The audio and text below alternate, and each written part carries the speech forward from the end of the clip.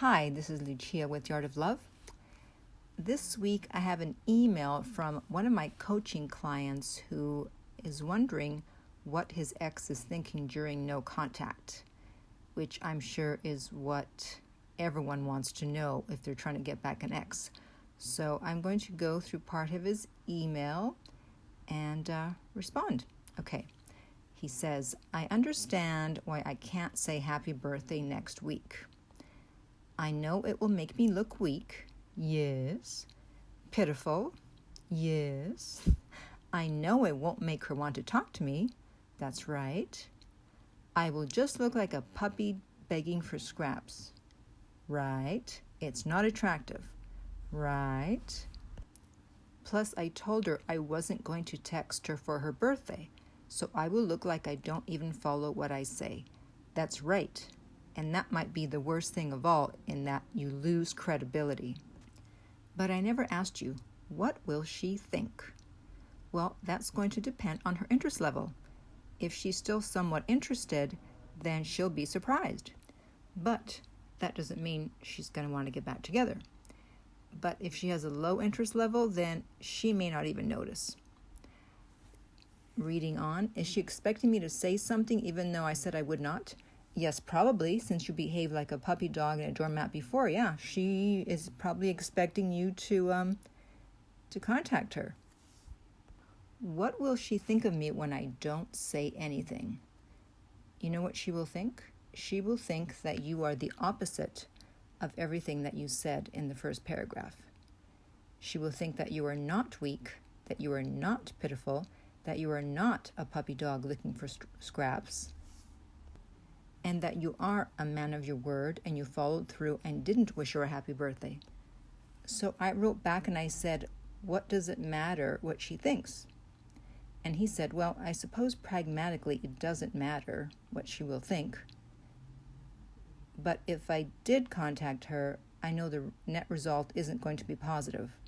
I guess I'm just wondering what goes through her mind, because I want her to care, to wish that I did contact her, to think about me, to worry I might be losing interest, and to think about me differently than the weak, quote-unquote, friend. Well, if you don't contact her, then you have a chance that she will think one or more of those things. However, if you do contact her, then there's no chance that she will think any of those things. It's going to be business as usual. She's going to think that you're the puppy dog and the weak friend. He continues, I guess I'm looking for hope anywhere I can find it. That's right. Bingo. That's what this is all about. Whenever someone wants to know what is their ex thinking, they're looking for hope. But here's the thing. No one can give you that hope, because no one can know exactly what your ex is thinking. Even if your ex were to say to someone exactly what they were thinking, if they were to tell someone, or if you went to the world's greatest psychic and they told you what your ex was thinking, because most people are so negatively focused and they're so concerned that their ex isn't going to come back, they're not going to believe it. Even if the world's greatest psychic told you, yes, your ex is definitely coming back, you'll still say, are you sure? If they say, yes, they're coming back in exactly 60 days, up to that 60th day, you're still going to have your doubts. You're still going to think, oh, I don't know. What if they changed their mind? What if the psychic wasn't right? What if this? What if that? And that's because you don't have faith. So when you're doing no contact, the one thing you need to have is faith, because no one can tell you exactly what's going on, and no one can tell you with 100% certainty that your ex is going to come back.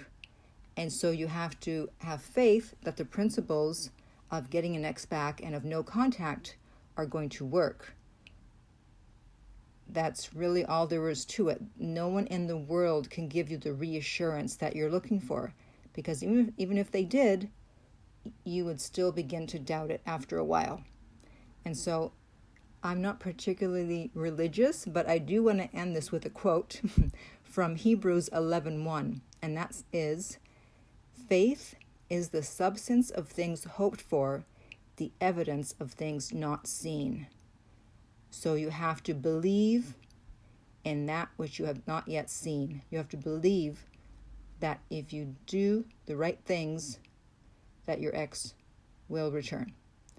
So, if you have a question or a comment, or if you are interested in private coaching, you can contact me at my website, theartoflove.net. If you're listening to this on iTunes, I would appreciate if you would rate and review the podcast. If you're listening on YouTube, thank you for subscribing. And finally, remember that love inspires, empowers, uplifts, and enlightens.